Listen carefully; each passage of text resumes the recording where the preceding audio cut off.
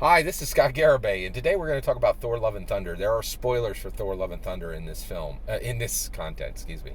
There's something really fascinating in Thor: Love and Thunder. It was actually a brilliant, brilliant question. So there's this question today, right? So we're going to talk about the OSR today. We're going to talk about Dungeons and Dragons today. We're going to talk about Stormbreaker, Thor's axe, Thor's magical axe. We're going to talk about Mjolnir, right? Jane Foster's magical hammer. All right, let's talk about this. All right, so there's a huge debate. There's a huge debate between the OSR and between the Dungeons and Dragons fifth edition, right? And what is that debate? All right, so here's the debate. Dungeons and Dragons fifth edition looks at the OSR and says, "Hey, generally, I think this is at the macro level. There's certainly exceptions. I'm always talking about the macro level. I don't care about exceptions, right? Because when you care about exceptions, you get the same crusty crap content from every other stupid D&D commentator who says, well, your mileage will vary. Everything I said just doesn't really matter, and you can do whatever you want. And so why did I flap my gums to begin with, right? And I don't do that. I don't do that kind of commentary. I'm talking about the macro, right? Like, I don't care about exceptions. Exceptions exist everywhere, and if you talk about them, nothing you say matters, right? So let's talk about the macro, right? Where it matters, right? It matters what most people do. Momentum matters. Majority matters, right? All right, so there's this debate, and it matters, right? So the OSR, so the D&D 5e says, hey, y'alls, can you join us in the modern times where we're actually, we're willing to change our language, we're willing to think about modern trends, and we're willing to attach today's culture to Dungeons and Dragons, right? We're willing to progress. We're not trying to clutch to some 1984 nostalgic feeling, right? We want to tell real mattering narrative with Dungeons and Dragons. Can you guys join us? And the OSR says, listen, D&D 5e, what you're playing isn't even Dungeons and Dragons. It's a broken version of Dungeons and Dragons. Right? Okay. Now, in the movie Thor: Love and Thunder, Thor has a perfectly functional axe, right? It's called Stormbreaker. It's magical. It can open up the Bifrost. It can, do a bunch of lightning attacks. It can cut through almost anything, right?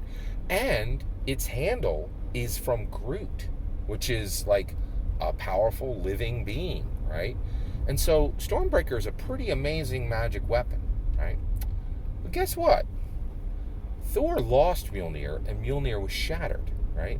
Jane Foster goes back and gets Mjolnir and reforges it, but she reforges it in a way so that it can take its old form, but it can also function as a shattered weapon. It can break apart and then become a ranged weapon, and then pull itself back together. Pretty interesting, pretty cool, right? So here's the thing. So one, I don't want to grant to the OSR that Dungeons and Dragons is broken, but I will grant it to them as a thought experiment because it goes to an interesting place, right? In the movie Thor: Love and Thunder, Stormbreaker, which is all the new OSR games, which are whole and complete and function, right? Stormbreaker should be more valuable to Thor than Mjolnir, right? Because Mjolnir is broken. But what Thor: Love and Thunder shows is that both to Jane Foster and to Thor, broken Mjolnir has more value than a whole Stormbreaker. And so the whole movie, we watch Thor looking at a broken Mjolnir and saying, broken Mjolnir, you're worth more than 100 Stormbreakers. That's interesting. And so my point is, I don't think that D&D is broken. I think it's as forged and as strong as it ever was. But even if OSR were right, they still would not have anything more valuable than Dungeons and Dragons. Because Thor: Love and Thunder presents the idea that if you have the first thing, if you have the real thing, it's more valuable, broken, than the thing that copied it whole. OSR sucks. It's not worth a minute of your time, other than to run it to get better at Dungeons and Dragons. And the reality is there are some exceptions within OSR that are fantastic games that will help you to be a better dungeon master if you run them.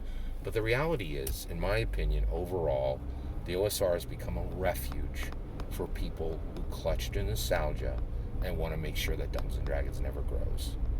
And for that reason, you have a choice. You can align yourself to D&D 5e, or you can align yourself to the D&D or you can align yourself to the OSR. Align yourself to Gary's true legacy.